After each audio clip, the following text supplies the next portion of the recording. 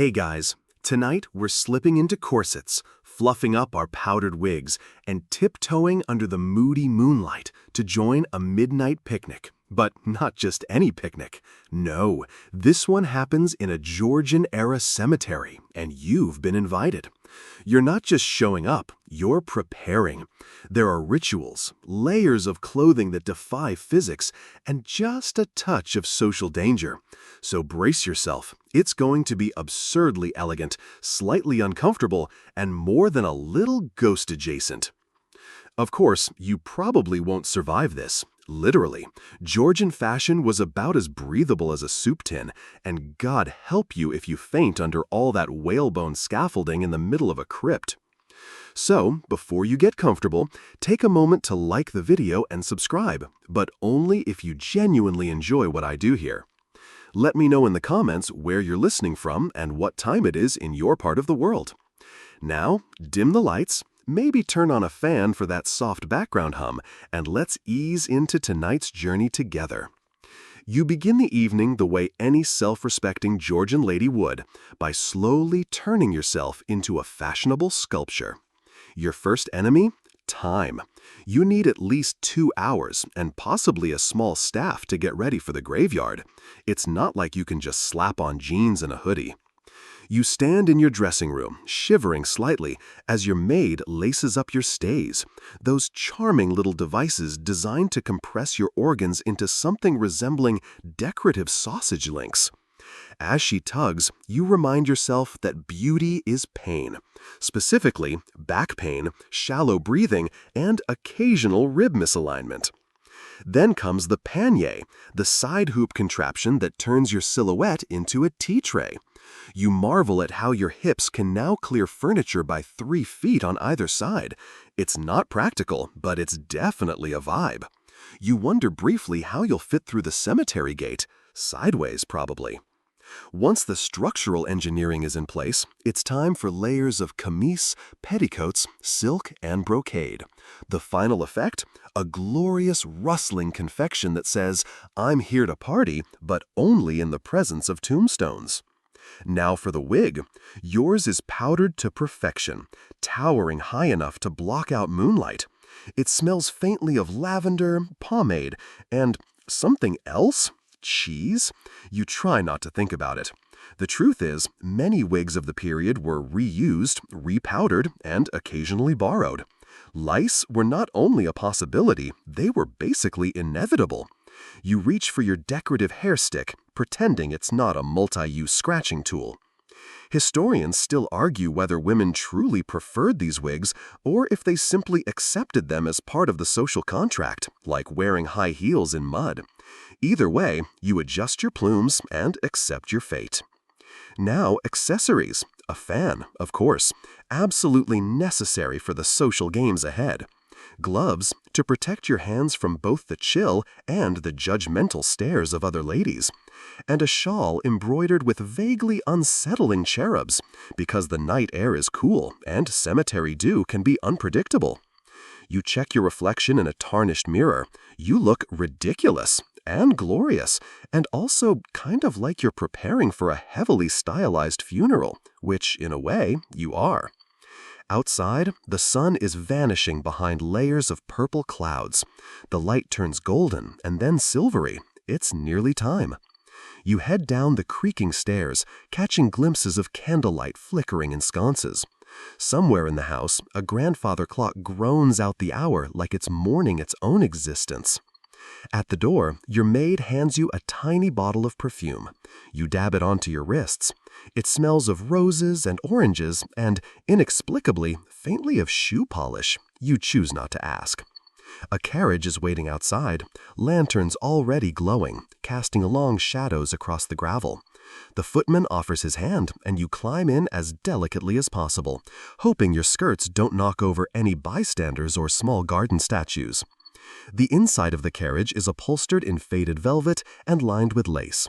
You nestle in, clutching your fan and smoothing your skirts as the horses start their slow, clopping journey toward the cemetery. You lean your head against the window, watching the city blur past. Georgian London at night is a strange, buzzing place. You pass flickering oil lamps, the occasional shouting match, and one man attempting to serenade a cat. You nod approvingly. Artistic expression is important. As the buildings give way to quieter streets, your mind drifts. Why a cemetery? Why not a salon, or a drawing room, or even just someone's back garden? Well, because death was strangely fashionable. Mourning was an art form, and the lines between reverence and revelry were often beautifully blurred. You fan yourself gently as the carriage door creaks open, and a gust of damp night air drifts in, smelling faintly of moss, smoke, and maybe cabbage? You choose to ignore that last note. You step down with as much grace as your skirt architecture allows, the hem of your gown brushing against the dewy ground like the world's fanciest mop. The iron gates of the cemetery stand tall before you, their tips curled like the ends of a villain's mustache, and just behind them lies the dark, sprawling resting place of the recently, and not so recently, departed. But before you join your graveyard companions, you take a moment. You open your fan. It is a thing of beauty, swan bone frame, silk leaf painted with improbable cherubs and fruit bowls, probably imported, certainly overpriced. And more importantly, it's your tool of silent communication. In Georgian high society, a lady could say volumes with the flick of a wrist. Close the fan quickly, you're offended. Open it slowly, you're available. Tap your chin, you look like you wore that wig in the rain. The fan is not just for show, it's your social Swiss Army knife. You flutter it delicately, both to cool your forehead and to check for onlookers. No ghosts yet. Just a few other ladies arriving, equally encased in couture and towing the line between elegance and existential crisis. Fan language is not officially codified, but many believe it was an open secret. Historians still argue whether it was truly practiced across all classes or just something bored aristocrats used to pass the time between dance sets. Still, you've learned it well enough. Tonight, it will serve you in subtle rivalries and flirtations conducted entirely via flicks, taps, and occasional smirks. Your handmaid, who has accompanied you just far enough to check your wig's tilt and brush lint from your shawl, hands you a small embroidered pouch. "For the beetle situation," she mutters. You do not inquire further. Sometimes mystery is a kindness. You step through the gate, your shoes crunching over pebbles and cracked stone, and join a small knot of similarly dressed ladies. Each one is fanning herself, more from social reflex than actual temperature.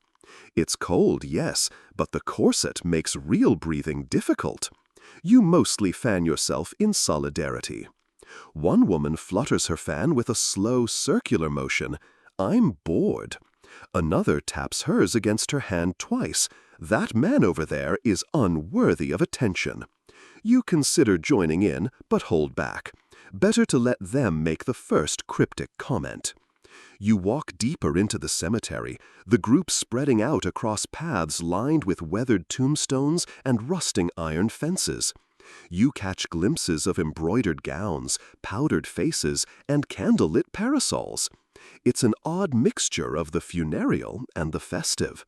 Somewhere to your left, a harpsichord melody trickles from a traveling music box, carried on the fog like a half-remembered dream. As you find a spot to perch near a large angel-topped gravestone, you try to appear languid and mysterious, like you have recently recovered from heartbreak, or the plague, or both. Your fan rests open against your chest like a sigh. You overhear someone gossiping about Lady Portsmouth, who allegedly swooned so hard at the last midnight picnic that she cracked a headstone. This is probably not true, but you note it anyway. Future blackmail potential. Your fingers twitch the edge of your fan, and you catch the eye of a passing gentleman, young, slightly pale, probably not a vampire. Probably. You lift your fan to your face slowly and peek over the edge. This is textbook. "You're interesting, but please don't speak until I know if you're rich." He gives a subtle bow and moves on. You breathe out. That was exhausting. You glance around. Everyone's pretending not to watch everyone else, which means, of course, they're all watching everyone else. Fans flick, tap, and flutter in every direction. It's less of a conversation and more like an elegantly choreographed protest of having to speak out loud. You lean against the gravestone. It's damp, which you expected. The moss is oddly plush, though, like the ghost of upholstery. You dab at your brow with a lace handkerchief. The perfume from earlier mingles with the earthy scent of wet stone and the faint waxy sweetness of nearby candles. A light drizzle begins to mist from above. Several fans now double as shields against the moisture, although yours, made of delicate silk, does absolutely. You shift your weight delicately, trying not to squish any damp earthworms with your dainty embroidered shoes. They weren't exactly made for gravel paths or mossy headstones, but such is the price of style. The grave beneath you belongs to one Colonel Worthing. His tombstone reads like a short novel of patriotic deeds and questionable hunting habits. You nod politely at it. He seems like the type who wouldn't mind a bit of midnight company.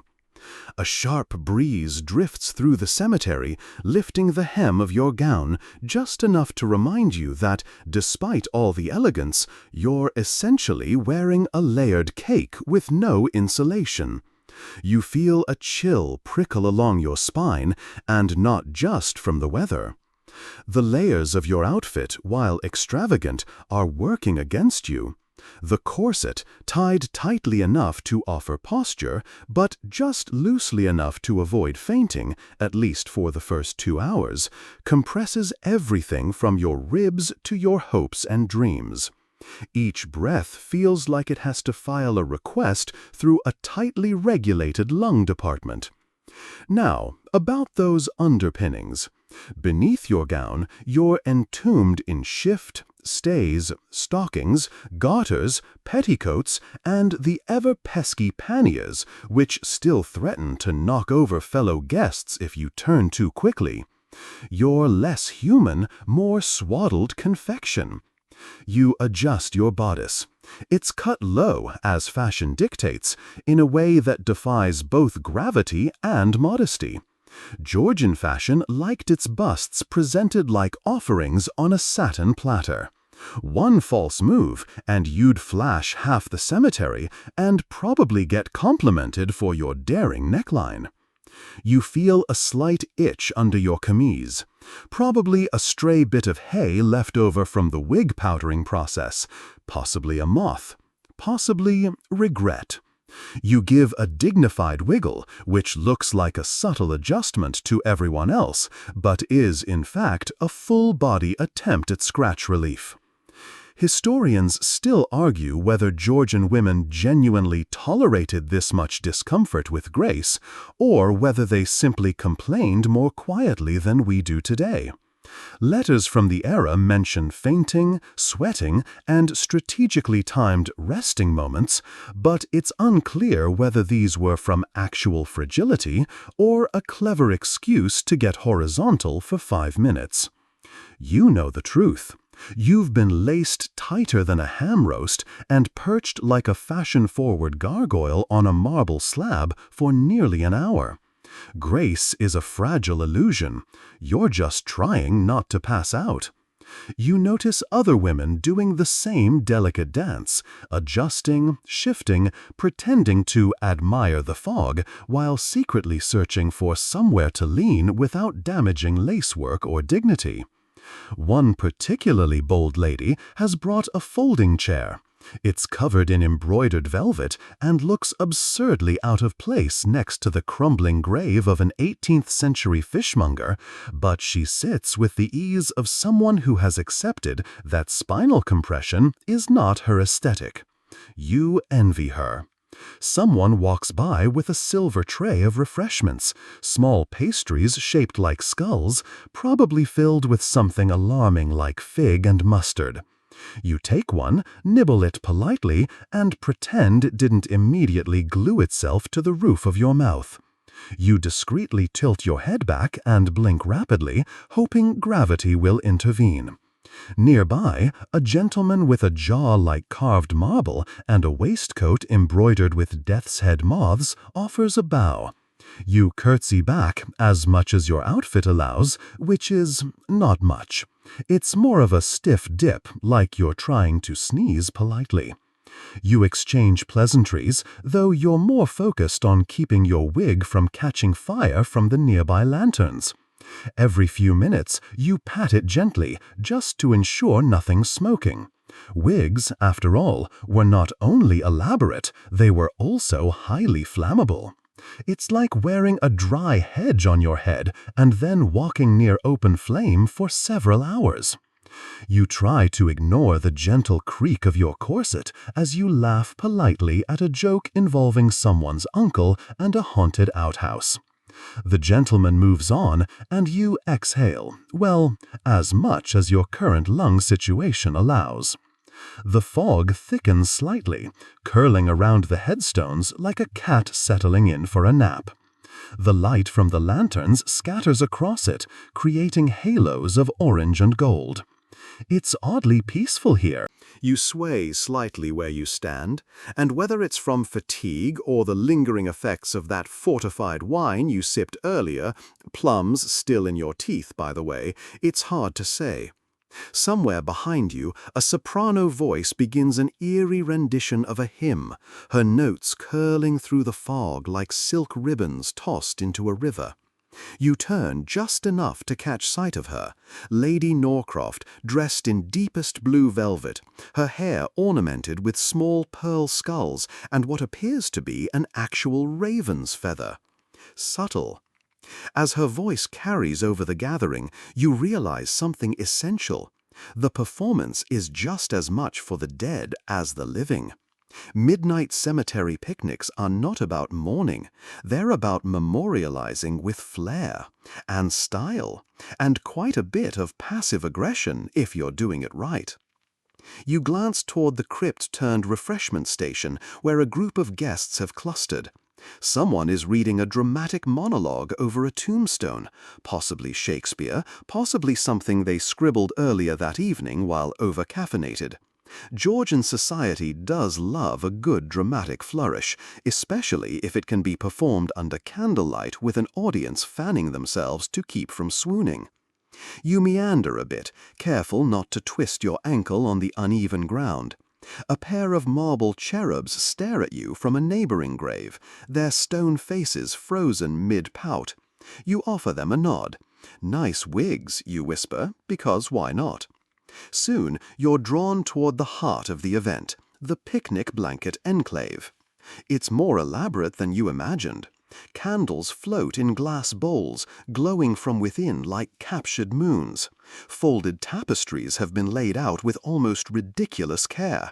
Brocade pillows, tiny mirrored plates, hand-painted teacups resting atop headstones, as if it's the most natural thing in the world to set your drink on a stranger's eternal resting place. You find your designated corner, marked, as is tradition, by an embroidered marker with your family crest stitched in gold thread. This isn't just a social affair, this is ancestral duty. You sit as gracefully as one can while navigating panniers and settle onto your pillow with a slow exhale, grateful for the moment of partial spinal relaxation.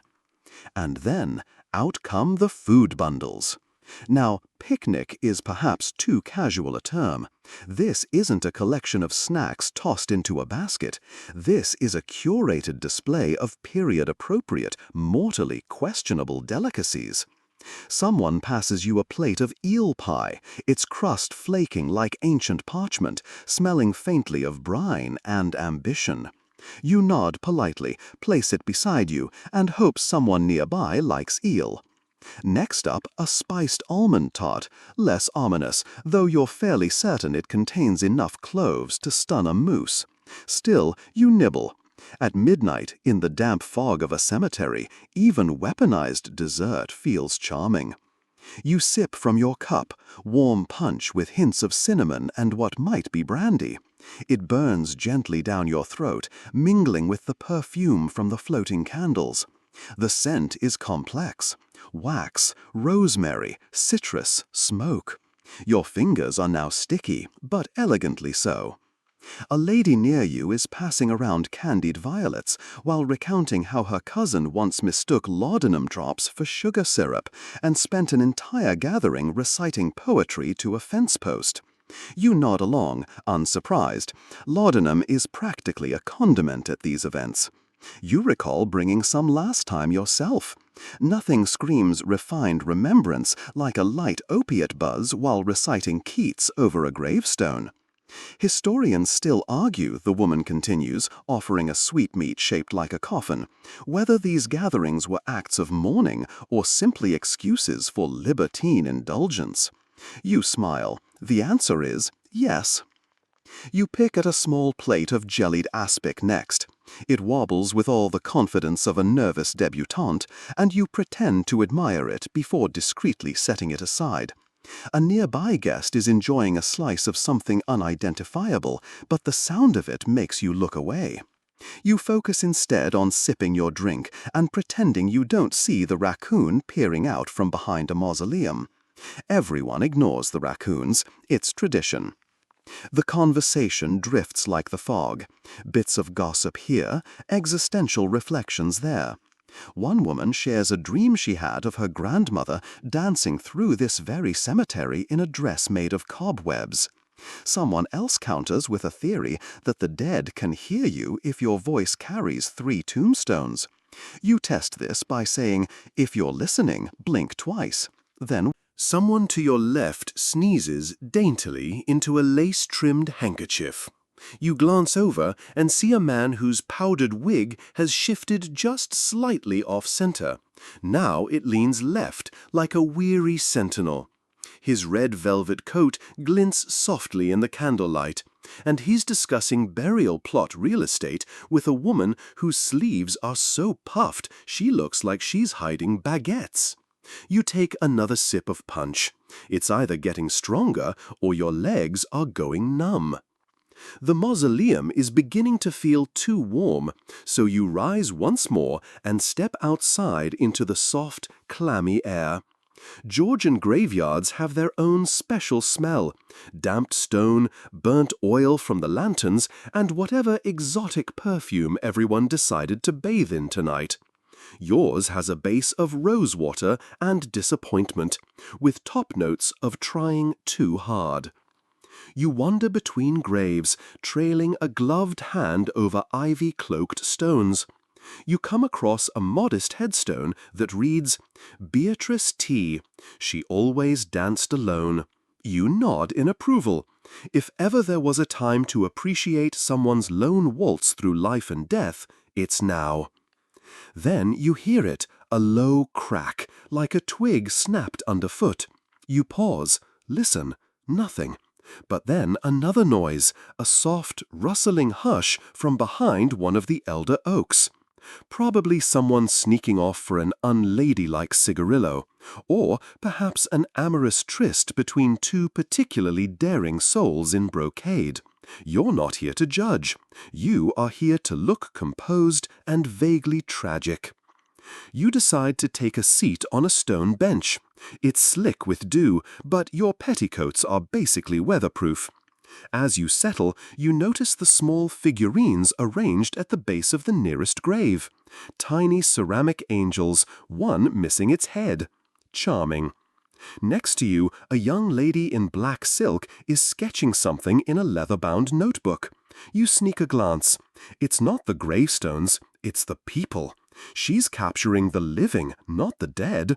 Precise little strokes of wigs, waistcoats, shoes posed just so. You smile at her.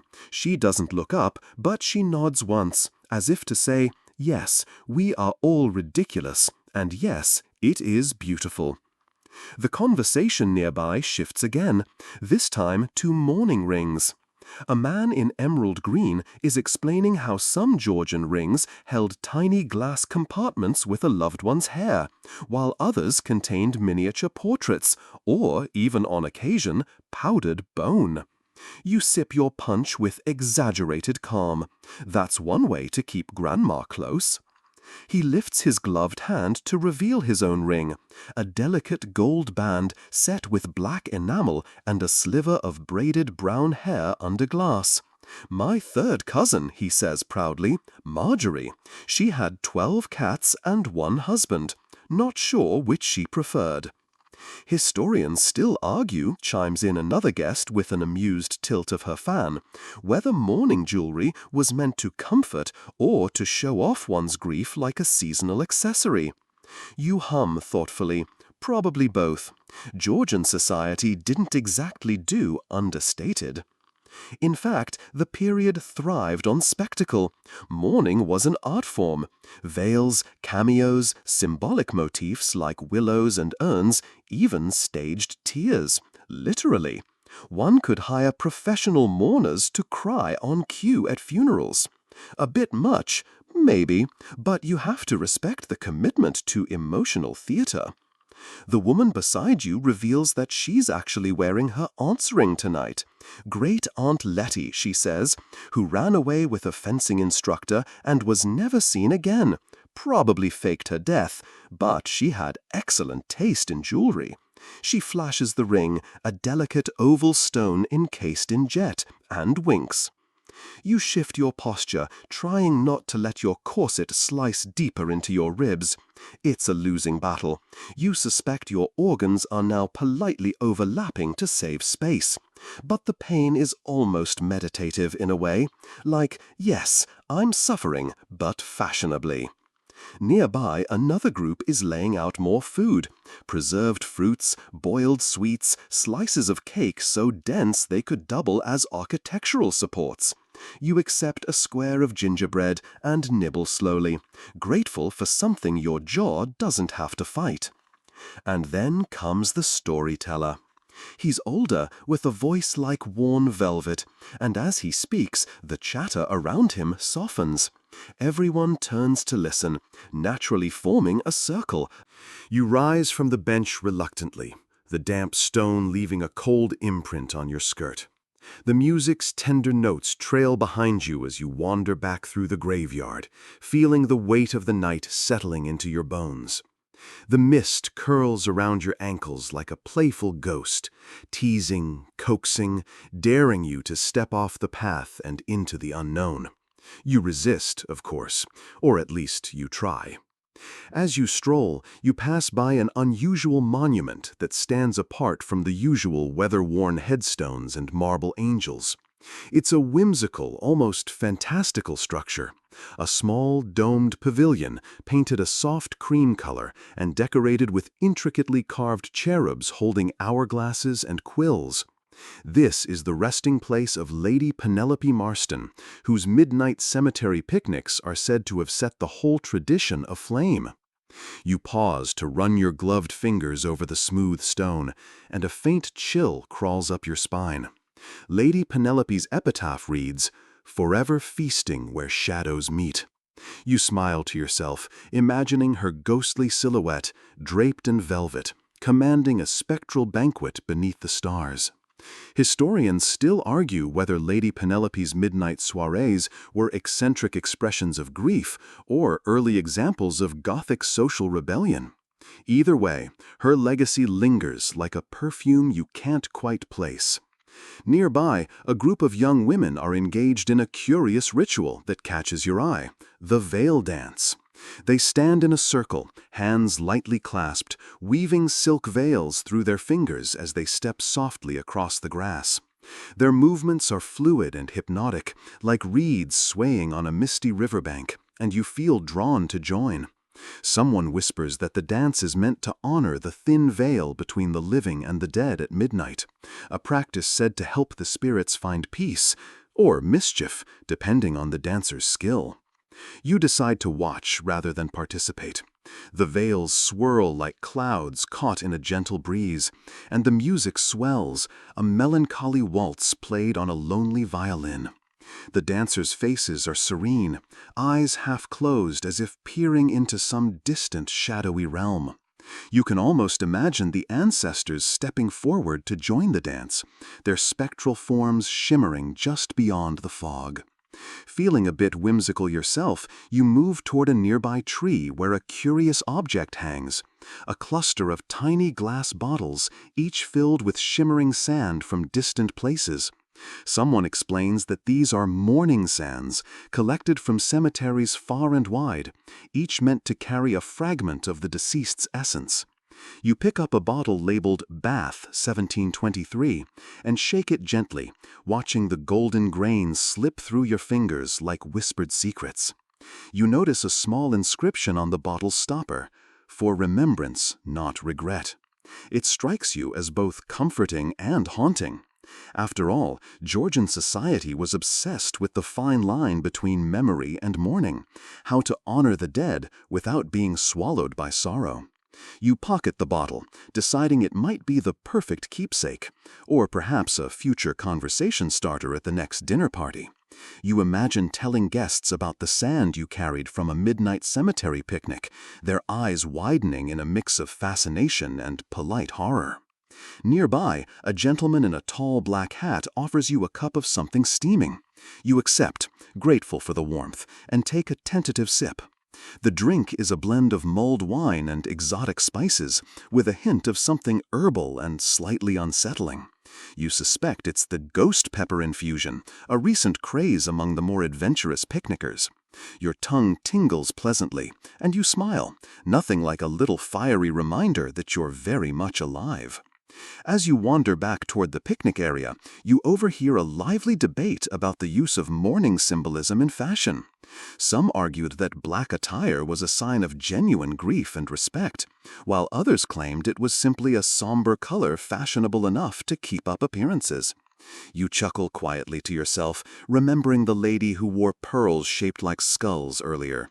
Fashion as mourning or mourning as fashion. It's a classic Georgian conundrum. You pause near a headstone adorned with fresh flowers and delicate ribbons. Someone has placed a small book beside it, an anthology of melancholic poetry, its pages yellowed and fragile. You pick it up and flip through, finding a poem that begins, "When night enfolds the weeping trees, and shadows waltz upon the breeze, remember me, not with tears but song, for in your heart I still belong." You close the book softly, feeling a quiet warmth bloom in your chest. There's a tender beauty in these midnight gatherings, not just in the spectacle, but in the way they invite you to You awaken to the gentle crunch of gravel beneath hurried footsteps, eyes fluttering open as the first hints of dawn start to pale the edges of the sky. The cemetery is quieter now, the raucous energy of the midnight feast replaced by a hushed reverence that settles over the tombstones like morning mist. You sit up slowly, feeling the damp chill seep through your skirts and into your bones. The glamorous after-effects of a midnight picnic. Stretching your stiff limbs, you notice the early risers gathering their things, folding lace tablecloths and extinguishing candles with delicate care. The once elaborate spread of preserved fruits, spiced cakes, and punch now looks like a battlefield strewn with crumbs and empty glasses. You can almost hear the crumbs whispering tales of excess and secret indulgences. Nearby, a cluster of ladies in soft shawls and silk slippers are engaged in what looks like a somber ritual, tenderly placing sprigs of rosemary and lavender on individual graves. You recall rosemary's long-standing reputation as the herb of remembrance and fidelity. Historically, it was often burned during funerals to mask unpleasant odors, but Georgian society elevated it to a symbol of eternal memory. Quirky, right? Who knew that bouquet you got last week might have centuries of mourning vibes baked into it? You overhear someone mentioning that historians still argue whether these herb offerings were acts of genuine remembrance or more performative displays of mourning etiquette. You smile at the thought. Human nature hasn't changed that much. Sometimes we just want to look good while we grieve. Your gaze drifts toward the horizon, where the sun's first rays gently caress the tops of ancient yew trees, turning their dark silhouettes to gold. The cemetery, which looked eerie and secretive under moonlight, now seems peaceful and almost hopeful. It's a strange shift, like watching the same story through two very different lenses. You decide to wander toward a family mausoleum known for its elaborate carvings and whispered legends. The entrance is flanked by stone lions, their faces cracked and moss-covered, giving them an air of ancient, weary guardians. Someone tells you that the lions were placed to ward off grave robbers, which was a surprisingly common concern back in the Georgian era. After all, coffins could be sold for parts, and curious physicians were notorious for resurrecting bodies for their anatomical studies. Grave robbing was such a problem that families often went to great lengths, including hiring night watchmen and installing complicated locks.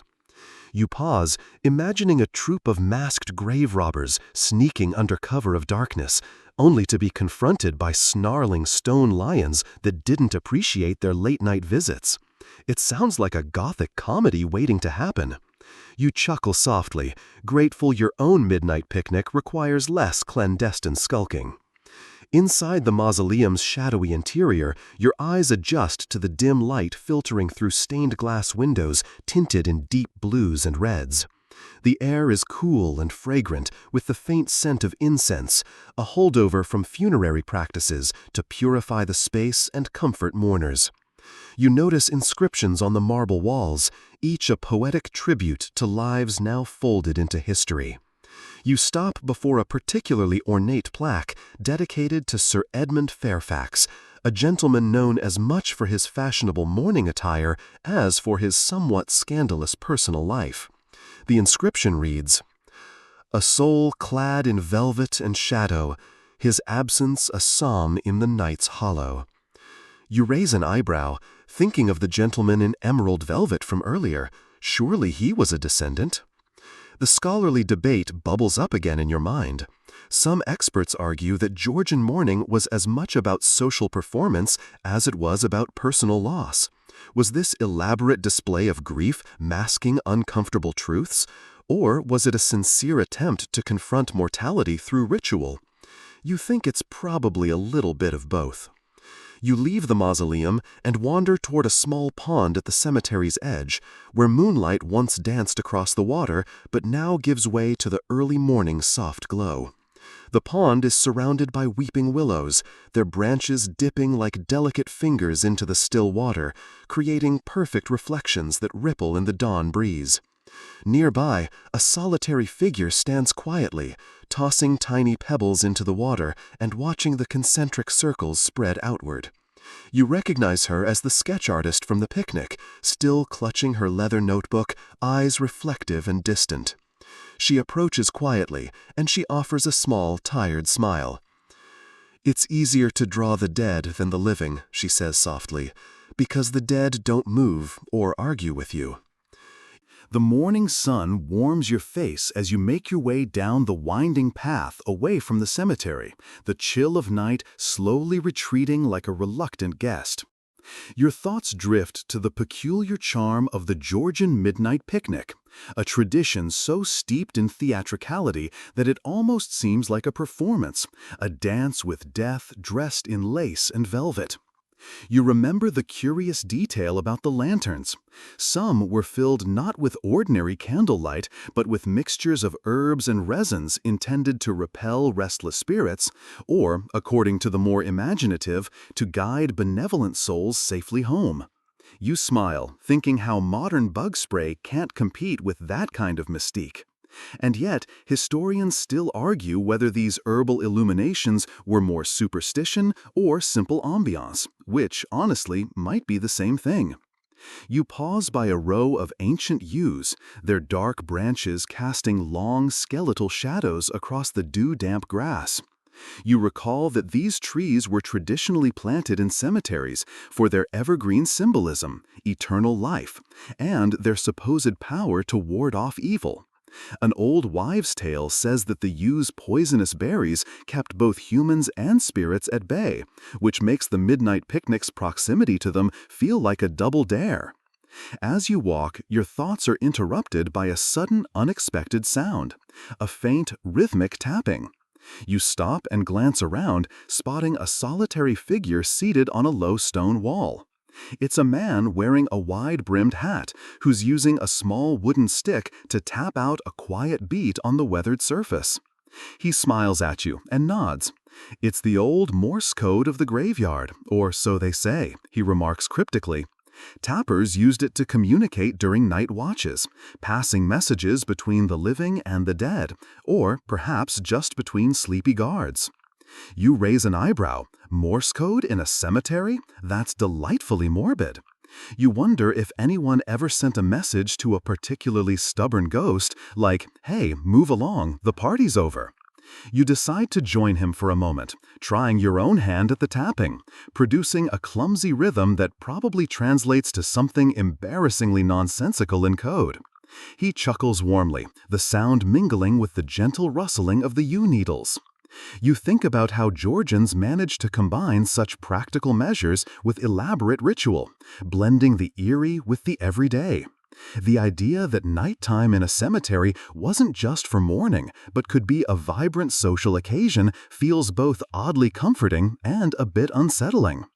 You thank the tapper and continue your stroll, passing by a line of marble angels whose stone wings look as though they might catch the dawn's first light and flutter away. You recall the debate about whether these figures were meant to protect the dead or merely decorate their resting places with a touch of celestial drama. Ahead, you spot a woman carefully arranging flowers at a grave.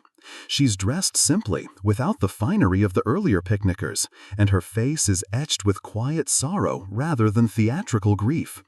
You realize this is the other side of the midnight cemetery tradition, the sincere, personal remembrance that underlies all the spectacle. You approach her gently, and she looks up, eyes bright with unshed tears. "He loved these lilies," she says softly, gesturing to the blooms. "Every year I come here to bring them to him at midnight. The picnic, it's all very beautiful, but this is real." You nod, understanding that beneath the velvet gloves and powdered wigs lies a deeply human desire to hold on to the past, to touch the untouchable, to share stories that keep memories alive. You thank her and continue walking, your mind awash with the mingling of light and shadow, laughter and silence, tradition and personal grief. The cemetery no longer feels like a place frozen in time, but a living tapestry of countless stories woven through centuries. You pause once more at the gate, looking back at the path you've traveled. Somewhere behind the ancient stones, the echoes of midnight laughter and whispered secrets still linger in the air, as real as the morning sun warming your skin.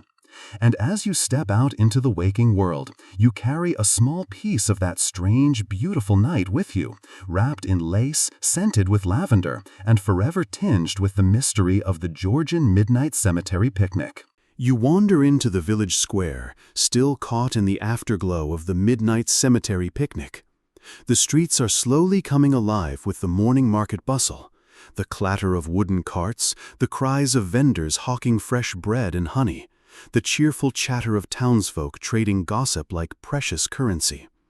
It's a sharp contrast to the hushed reverence and shadowy mystique you left behind, a reminder that life, relentless and bustling, always reasserts itself after a night of reflection. You pause at a stall displaying an assortment of mourning jewelry, lockets, rings, and brooches fashioned from jet, a deep black gemstone beloved by Georgian ladies for its somber elegance. You remember reading that jet was thought to possess protective qualities against evil spirits and to help mourners carry their grief without succumbing to despair. Wearing jet was like wrapping yourself in a tiny suit of armor, stylish yet sentimental. You pick up a delicate jet necklace, feeling its smooth weight in your palm. There's a tiny lock of hair encased inside, curled meticulously and preserved forever. You shiver a little, half from the chill of dawn, half from the strange intimacy of carrying someone's strands of life. Hair jewelry was a common practice back then, a physical connection to lost loved ones, an eerie but touching keepsake. You wonder if the wearer ever imagined it might spark conversation centuries later, or maybe just a few raised eyebrows at dinner. Nearby, a silver-haired woman adjusts her bonnet and shares a tale with the stall owner about a local legend, the weeping widow, whose spirit is said to roam the cemetery during the midnight picnics, forever searching for her lost husband. The story has been told so many times it's hard to separate fact from fiction, but the idea that spirits might mingle with the living at these gatherings adds a deliciously spooky flavor to the tradition. You listen, fascinated, as the woman claims the widow's ghost sometimes leaves a single white rose on a mourner's picnic blanket, a silent blessing or a warning, depending on whom you ask. You file this away as another delightful anecdote for later, the perfect blend of Gothic romance and local lore. Walking further, you spot a group of scholars gathered around a makeshift podium, debating passionately about the origins of the midnight cemetery picnic. Some argue it was an organic outgrowth of Georgian mourning culture, a way to cope with high mortality rates and strict social codes. Others suggest it was a reaction against the period's somberness, a bold, rebellious embrace of death's mysteries with a cocktail in hand. The argument echoes the wider scholarly debate. Was this practice a form of sincere remembrance, or simply an elaborate social spectacle? You smile to yourself, knowing that sometimes the truth lies somewhere deliciously in between. You watch a young man dramatically reciting a poem about twilight and loss, his voice carrying over the crowd like a spell. You recognize the style as quintessentially Georgian, full of flowery metaphors and melancholy charm, a far cry from today's blunt expressions of grief. It reminds you that mourning, like fashion, evolves but never quite loses its flair for drama. The morning light catches the shimmer of a silver spoon tucked into a picnic basket, reminding you of the culinary delights you tasted the night before, the spiced cakes, preserved fruits, and that surprisingly addictive punch. Food was a central part of the gathering, symbolizing life's sweetness amidst the shadows of death. You recall that some picnickers even prepared dishes based on recipes from the deceased's favorite meals, a culinary homage to memories preserved in flavor. You stroll past a small chapel where a priest is beginning the day's first service. The organ's deep notes resonate through the air, grounding the cemetery in a quiet solemnity after the night's revelry. You consider the role of religion in these traditions, how faith and superstition, mourning and celebration often walked hand in hand in Georgian society. As you prepare to leave the square, you notice a hand-painted sign advertising next year's midnight picnic, complete with an illustration of a skeleton wearing a powdered wig and holding a teacup. The humor and irreverence perfectly capture the paradox of the tradition, a dance between respect for the dead and a cheeky embrace of the macabre. You tuck the jet necklace into your pocket, feeling its cool weight as a talisman, a reminder that history is not just about dates and facts, but about the stories we tell and the rituals we create to hold on to what matters. And as you step toward the horizon, the village awakening fully around you, you carry with you the spirit of those Georgian ladies, their midnight picnics, their laughter and tears, their defiant celebration of life in the face of death. You find yourself wandering toward the outskirts of the village, where the landscape softens into rolling hills dotted with wildflowers and ancient oaks. The air here carries a faint, earthy scent, the smell of damp soil and blooming heather, a welcome contrast to the smoky candle aromas of the cemetery. It's as if the world is waking up all around you, shaking off the remnants of night with a gentle yawn. Your mind drifts back to the curious accessories worn by the Georgian ladies at the midnight picnic. Delicate gloves embroidered with tiny skull motifs, fans painted with mournful scenes, and even parasols lined with black lace. These were not merely fashion statements, but deliberate symbols, subtle reminders of mortality woven into the fabric of beauty. Wearing them was a way to flirt with death while staying firmly in the realm of the living, like dancing on the edge of a grave without falling in. Historians still argue whether these symbols were empowering or morbid, a way to reclaim control over grief or a sign of obsession with the macabre. You think about how fashion often mirrors the time's anxieties, a kind of visual language that says, yes, I see death too, but I'm not afraid. You reach a small stream trickling over smooth stones and pause to watch the water's steady flow. It reminds you of the punch served at the picnic, rich with spices and sweetness, a liquid comfort that warmed hands and spirits alike. There's a story that the recipe came from an old apothecary's book, blending medicinal herbs with brandy and sugar to ward off chills and melancholy. Drinking it was like swallowing a little piece of bravery. Nearby, a group of children run laughing past a row of poppies, bright red flowers long associated with remembrance and sleep. You think of the fragility of life and the contrast between the innocence of youth and the solemnity of the cemetery. It's a reminder that these midnight picnics, with their shadows and candlelight, ultimately celebrated the full circle of life. You come across a weathered wooden bench carved with initials and dates, a small shrine to a lost love. The bench's surface is worn smooth by countless hands, a silent testament to the human need to touch and be touched, to leave a mark that outlasts a lifetime. You rest here a moment, feeling the rough grain beneath your fingers, the quiet heartbeat of memory. As the sun climbs higher, the light shifts through the leaves, casting dancing patterns on the ground. You recall that some Georgian ladies would attach tiny bells to their skirts during these picnics, not to summon spirits, but to signal their approach through the stillness. It was both practical and poetic, a way to announce presence in a place where silence reigned. The idea of bells in the night makes you smile. It's like a secret code for the living to remind themselves that they are not alone. Maybe that's what these picnics were really about, not just facing death, but insisting on life's persistence.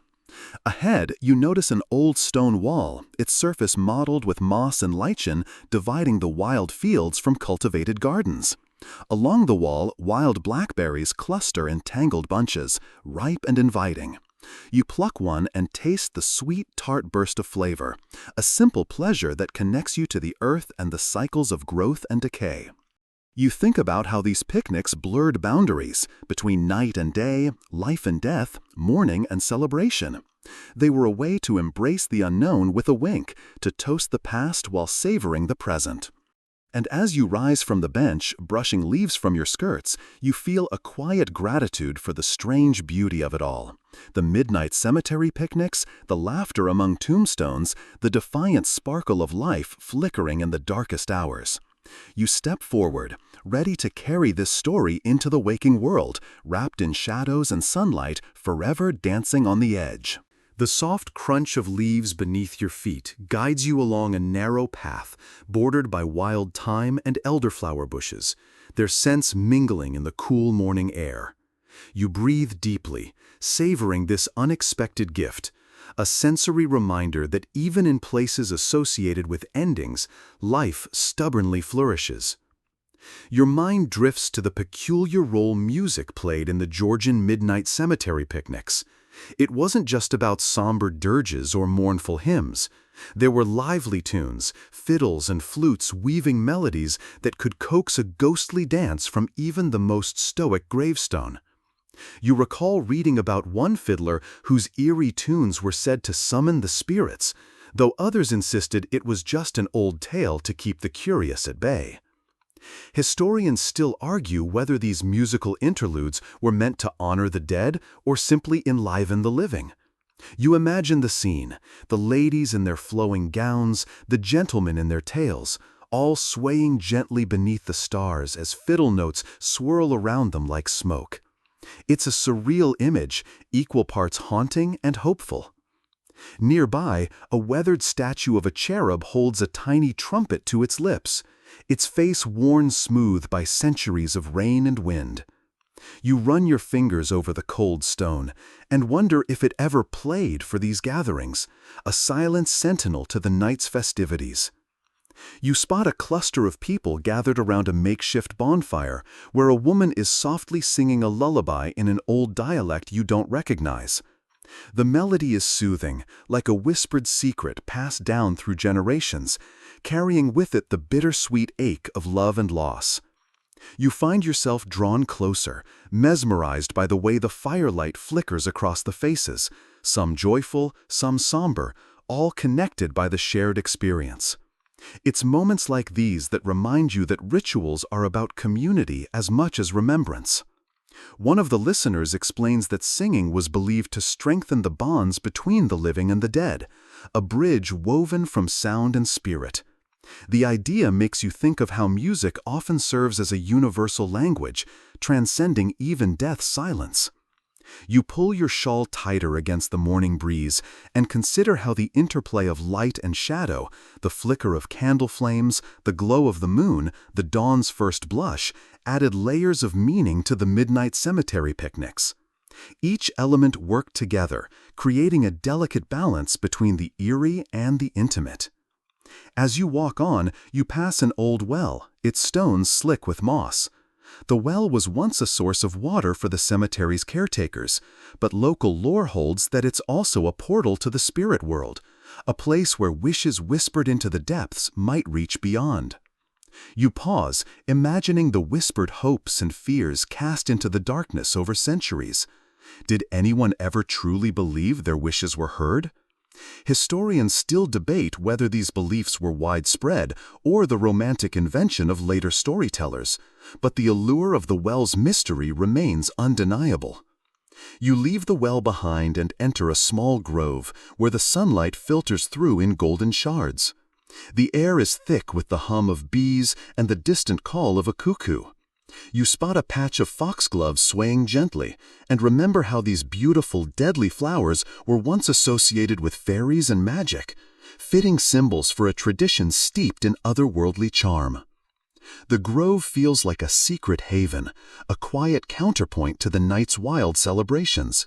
Here, in the soft embrace of nature, the boundary between life and death feels less sharp, more like a gentle invitation to pause and reflect. You sit on a fallen log, letting the peacefulness settle over you like a warm blanket. The echoes of fiddle music and whispered prayers fade into the background, replaced by the soothing rhythm of your breath and the soft rustle of leaves. And as you close your eyes, you realize that the midnight cemetery picnics were not just about confronting mortality. They were a way to find beauty in the fleeting, to celebrate connection in the face of loss, and to remind ourselves that even in darkness there is light. The scent of damp earth and crushed lavender surrounds you as you continue along a winding path flanked by gravestones, each one telling a quiet story of lives long past. You run your fingers over the cold marble, feeling the carved names and dates worn smooth by time, and imagine the hands that once held these stones with tender care. The Georgian Midnight Cemetery Picnic wasn't just a social event, it was a ritual steeped in memory and respect. You recall how Georgian ladies meticulously prepared their picnic baskets, packing not just food and drink, but small tokens of remembrance, handwritten letters, embroidered handkerchiefs, and pressed flowers gathered from the cemetery grounds. These personal mementos transformed the gathering from a mere party into a sacred act of connection. It's touching to think of their delicate fingers arranging such treasures under the moonlight, their breath visible in the cold air, hearts both heavy and hopeful. Historians still argue whether these tokens were intended primarily for the living to cope with grief, or as offerings to the spirits themselves. Either way, they added an intimate layer to the midnight ritual that elevated it beyond mere spectacle. You stop at a particularly ornate gravestone, its surface decorated with a carved willow tree, an ancient symbol of mourning and resilience. Nearby, a small bouquet of wildflowers leans against the stone, their bright colors a stark contrast to the gray stone. It reminds you of the delicate balance between sorrow and celebration, death and life. The picnic fare itself reflected this balance. Spiced cakes, fruit preserves, and rich meats sat alongside bittersweet herbal teas and brandy, creating a feast that pleased both body and soul. You think about how sharing food has always been a way to bridge gaps between generations, between the living and the dead. A peculiar custom you read about involved incorporating edible flowers into the dishes: violets, roses, and elderflowers, each chosen for their symbolic meanings of love, remembrance, and protection.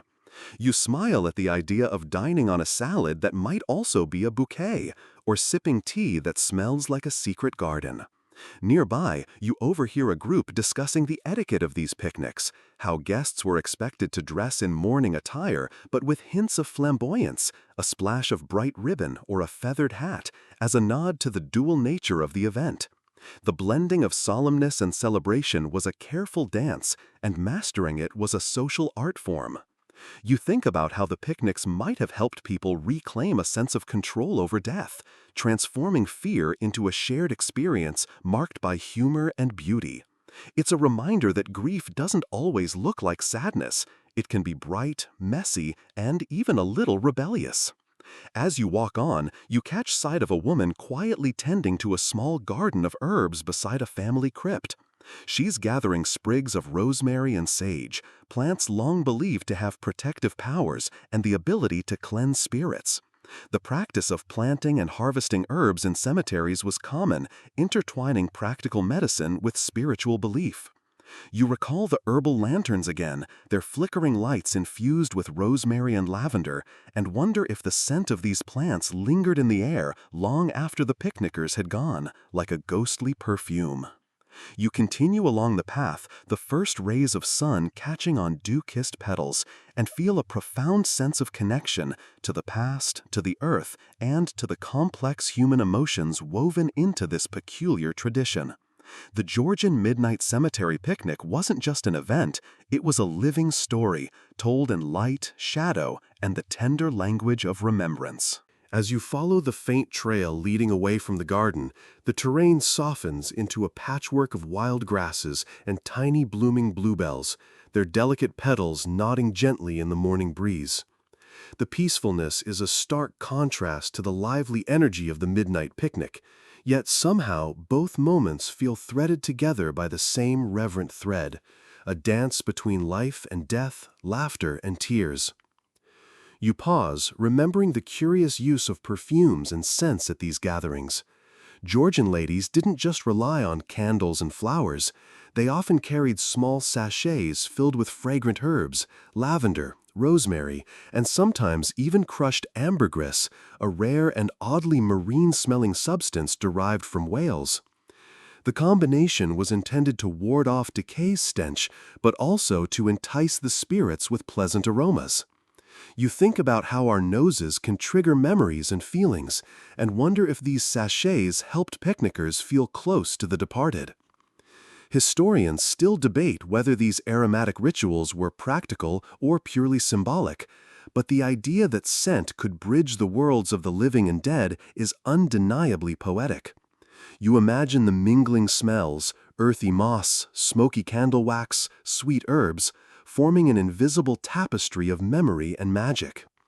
Ahead, you spot a cluster of ornate gravestones topped with carved angels, their wings spread protectively over the names below. Their serene faces remind you that faith and superstition were deeply entwined in Georgian mourning culture. Some picnickers believed these angels could guide souls to the afterlife or offer comfort to the grieving. Others thought they were silent witnesses, watching the living celebrate their dead with a mix of skepticism and solemnity. You recall the debate you heard earlier about whether the midnight cemetery picnics were subversive acts of defiance against strict religious norms, or simply an extension of faith expressed in unique, culturally specific ways. Either way, the blending of ritual and revelry created a space where belief was fluid and mystery was welcomed. A sudden breeze stirs the leaves, carrying the faint sound of laughter and clinking glasses from the village below. You smile to yourself, imagining the last stragglers bidding farewell to the cemetery, their spirits lighter from the night's mingling of remembrance and merriment. You kneel briefly to inspect a patch of moss growing thickly on a weathered gravestone. The moss's velvety texture contrasts with the cold, hard stone, nature's soft touch reclaiming human memory. It reminds you of how time gently erases sharp edges, turning pain into something tender and almost beautiful. Nearby, a small black cat pads silently through the shadows, its yellow eyes glinting like tiny lanterns. You remember that cats were often considered guardians of the spirit world in folklore, watchful companions who could see what humans could not. You chuckle softly at the thought that perhaps the feline is a more reliable mourner than some of the living guests you encountered. Continuing your walk, you come upon an old wrought iron gate, its paint chipped and rusted but still standing firm. Beyond it lies a family mausoleum, its heavy door slightly ajar. You hesitate, then step inside the cool darkness, the scent of aged stone and faint incense wrapping around you. Inside, you notice a small collection of personal items left by visitors: worn photographs, pressed flowers, and a faded ribbon. These tokens whisper stories of love and loss, of families who returned year after year to honor their ancestors in this intimate space. You realize that the Midnight Cemetery picnic was, at its heart, about holding space, for memory, for community, for the delicate balance of life and death. It was a tradition that acknowledged grief without letting it consume, that found humor and warmth amid shadows. As you step back into the light, you carry with you a sense of quiet awe for the women who planned these picnics, whose courage and creativity turned mourning into celebration, and whose legacy still lingers in the cool night air. You step out from the mausoleum into the gentle glow of the setting sun, casting long shadows over the cemetery's familiar contours. The transition from morning's soft light to evening's golden hues mirrors the shifting moods of the Georgian midnight picnics, where somber reflection gives way to vibrant celebration. You notice the delicate interplay of light filtering through twisted branches, painting the ground with intricate lace-like patterns, much like the ladies' veils and lace collars that fluttered in the cool night air. The picnic's food spread often featured an intriguing variety of delicacies: cold meats, spiced fruitcakes, and a curious item called funeral biscuits, dry, mildly sweet treats served with thick cream or preserves. These biscuits were traditionally associated with mourning, but became part of the festive fare, blurring lines between sorrow and joy.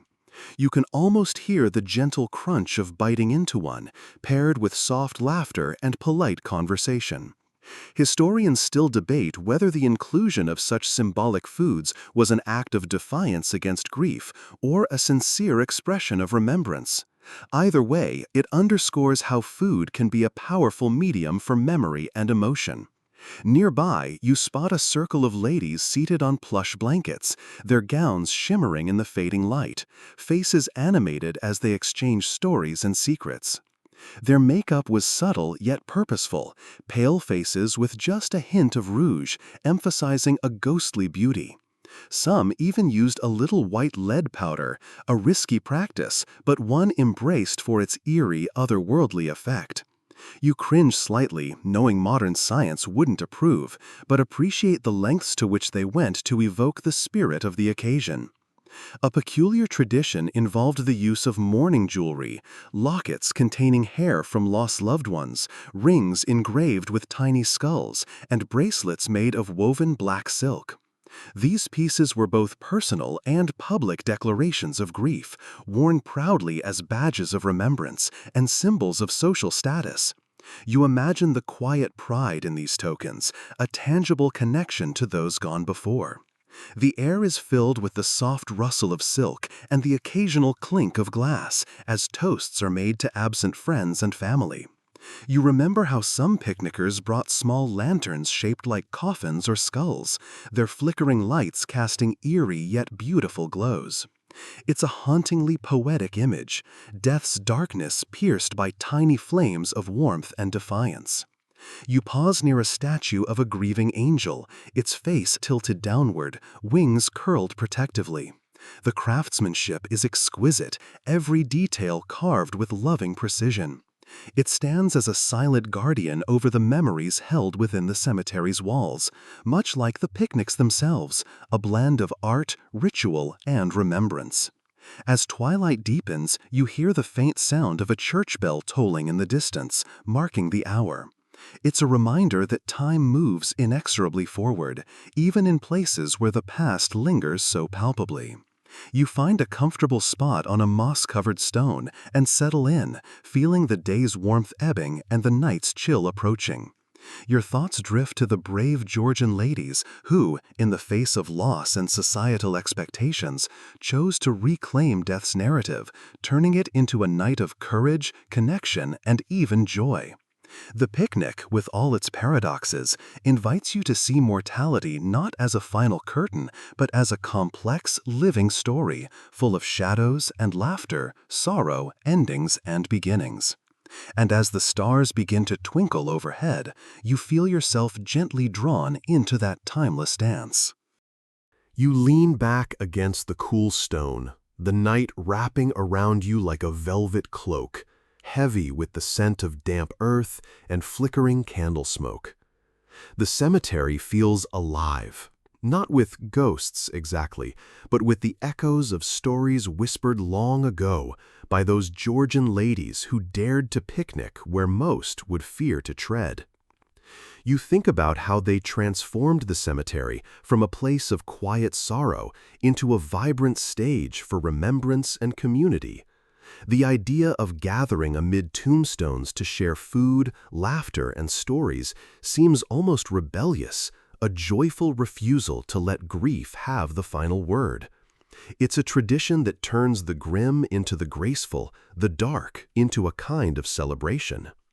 Historians still debate whether these picnics were a form of social resistance or simply an extension of accepted mourning customs, but either way, they reveal a deeply human desire to find light amid shadow.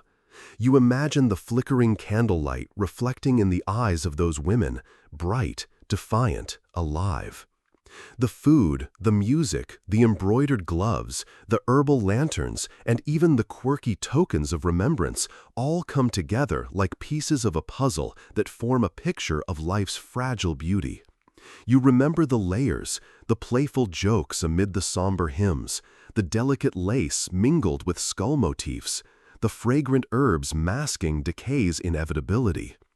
You close your eyes and breathe in deeply, the cool night air filling your lungs. It's a moment suspended between past and present, between memory and dream. The distant hoot of an owl calls softly, and you smile, knowing that even in the quietest places, life continues its slow, steady dance.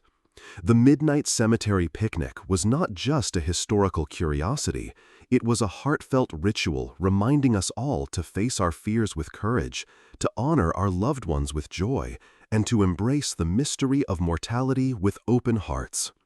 As you rise to leave, you carry this story gently with you, a lantern flickering in the dark, a promise that even in the most unlikely places, warmth and connection can be found. Wind down. Now let your breathing slow and soften, your body sinking deeper into the comfort of your bed. Imagine the gentle sway of leaves outside your window, the faint rustle like a lullaby carried on the breeze. The memories of those midnight picnics linger softly, like a delicate scent fading into the night air. Picture the candlelight's warm glow dimming slowly as dawn approaches, the shadows retreating to welcome the new day. Feel the gentle pull of sleep as it wraps around you, a comforting embrace that promises rest and renewal.